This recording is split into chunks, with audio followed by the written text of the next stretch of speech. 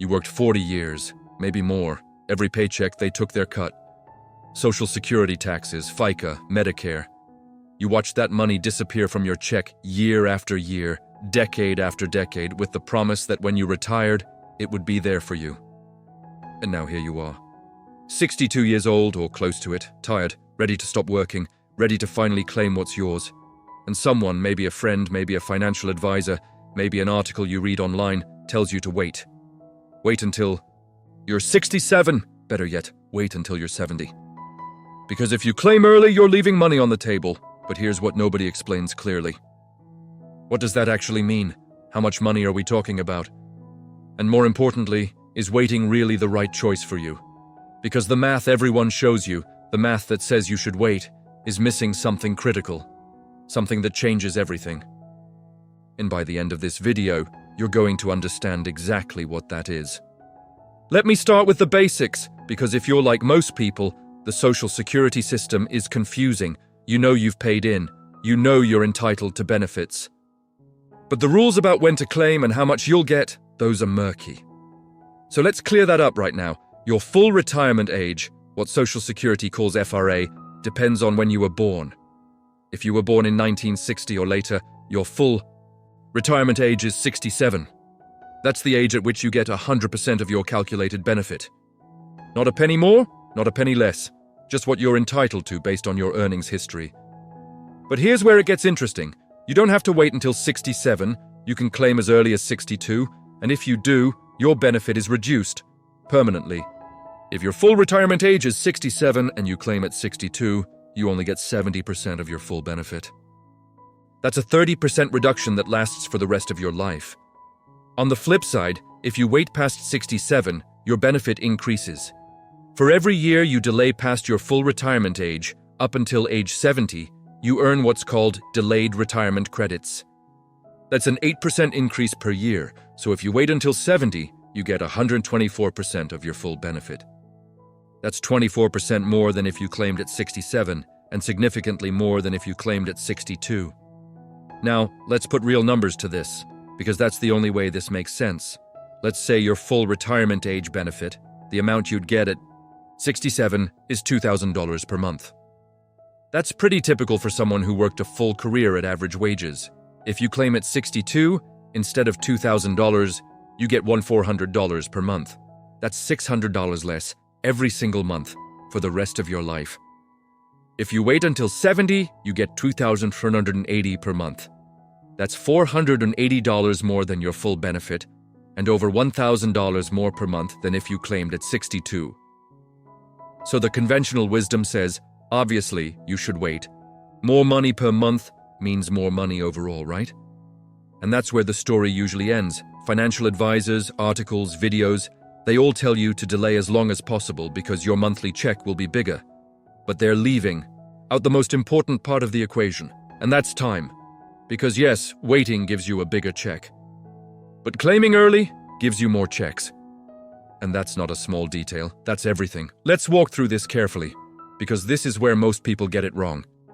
If you claim at 62, you start receiving money immediately, $1,400 a month, in our example. By the time you turn 70, you've been collecting for 8 years, that's 96 months. At $2,400 per month, you've received $134,400 in total benefits. Now let's say someone else waited until 70 to claim. They get $2,480 per month, which is great. But they've received $0 up until this point, zero. While you've been collecting $134,400, they've been collecting nothing. So the person who waited is starting from $134,400 behind. And now the question becomes, how long does it take for that bigger monthly check to make up the difference? This is called the break-even point. And this is the calculation that almost everyone does wrong, or doesn't do at all. Here's the math. The person who claimed at 62 continues to get $1,400 per month. The person who waited until 70 gets $2,480 per month. The difference between those two amounts is $1,080 per month. That's how much more the person who waited is getting. So every month, they're closing that $134,400 gap by $1,080. Divide $134,400 by 1,080, and you get about 124 months. That's just over 10 years. So the person who waited until 70 doesn't actually come out ahead until they're about 80 years old. Let me say that again. If you claim at 62 and someone else waits until 70, they don't make up for those lost years of benefits until they reach age 80. Before that point, you've received more total money than they have. After that point, they start pulling ahead. But you have to live to 80 for waiting to pay off. Now here's the uncomfortable truth that nobody wants to talk about. Not everyone lives to 80. According to the Social Security Administration's own data, the average life expectancy for a man who reaches age 62 is about 82 years. For a woman, it's about 85 years. Those are averages, which means half of people don't even reach those ages. And if you have health issues, if you've had a tough life physically, if there's a family history of shorter lifespans, your personal life expectancy might be lower than the average. So if you claim at 62 and you pass away at 78, you received more money than if you had waited.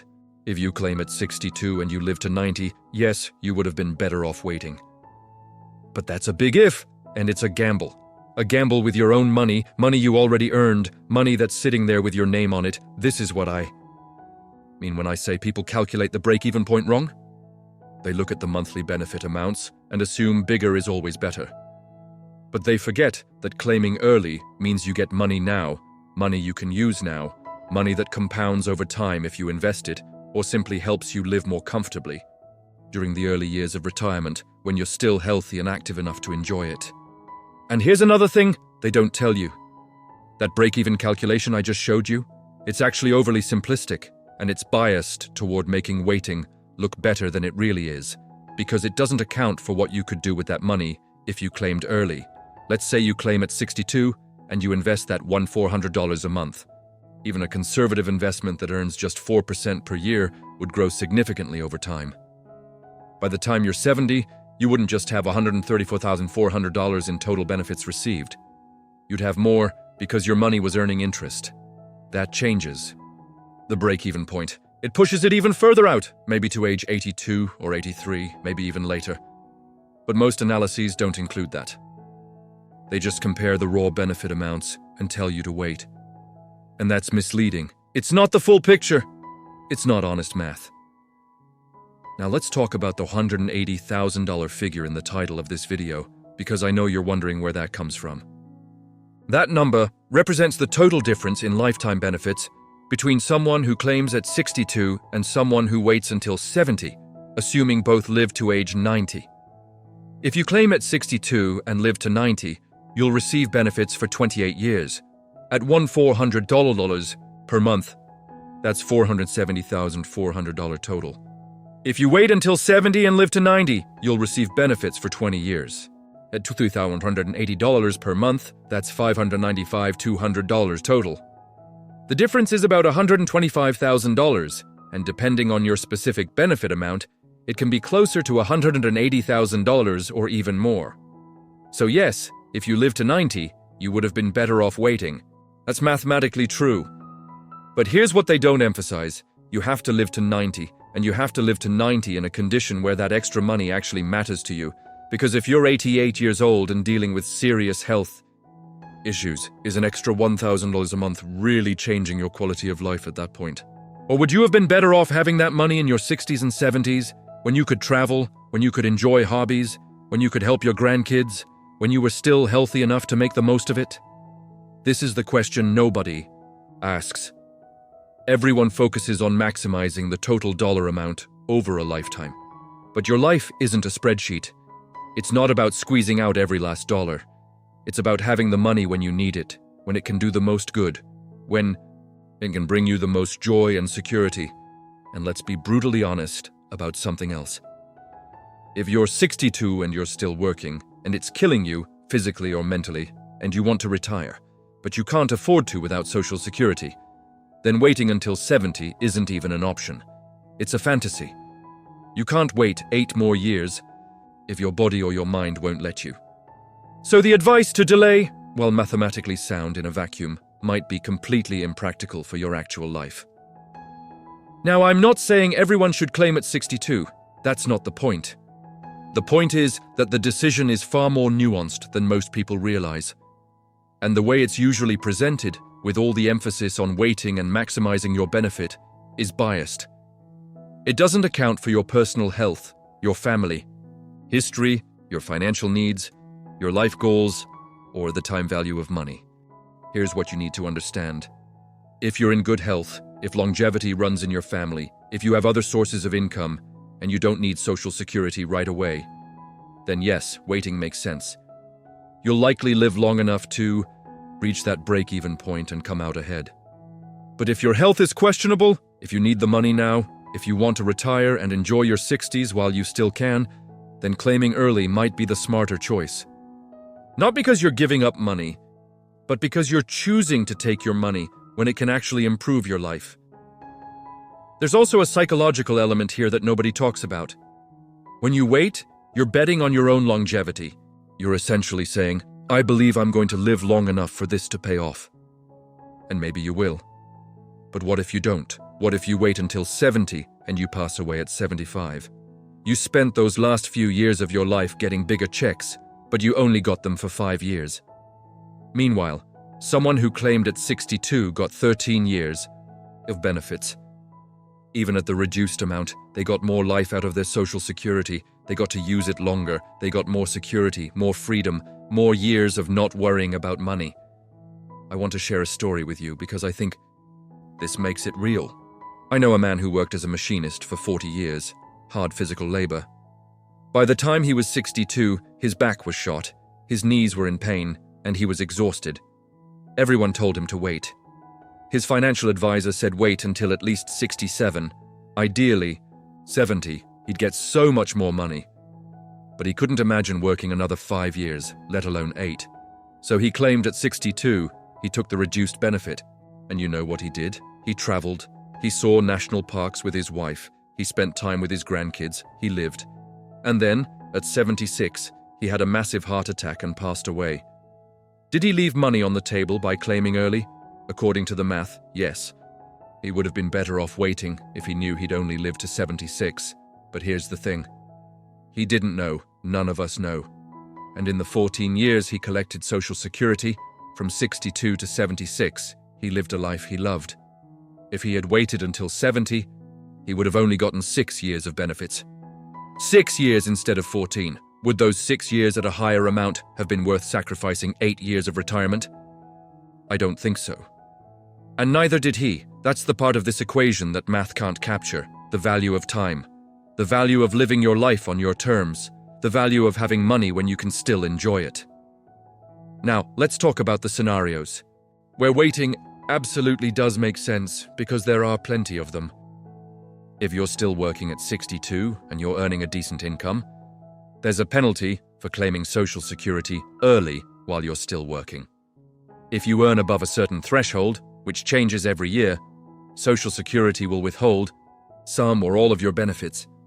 So if you're still employed and making good money, claiming early doesn't help you. You might as well wait. If you're married and your spouse has a much lower benefit than you, or no benefit at all, waiting can make sense because your higher benefit will eventually become their survivor benefit. If you pass away, they get the higher of the two benefits. So by waiting and maximizing your own benefit, you're also protecting your spouse's future income. That's a valid reason to delay. If you have a family history of longevity, if your parents lived into their 90s, if you're in excellent health, if you have no chronic conditions, then statistically, you're more likely to live past that break-even point. In that case, waiting pays off. You'll collect that higher benefit for enough years that it more than makes up for the years you didn't collect anything. And if you have other assets, retirement savings, pensions, rental income, anything that can support you in your 60s without needing Social Security, then waiting is a no-brainer. You're not sacrificing your quality of life by delaying. You're just letting that benefit grow while you live off other resources. That's smart planning. But here's what I want you to take away from this. The decision of when to claim Social Security is deeply personal. It's not one size fits all. It's not a simple math problem. It's a decision that involves your health, your finances, your family, your goals, your values, and your own mortality.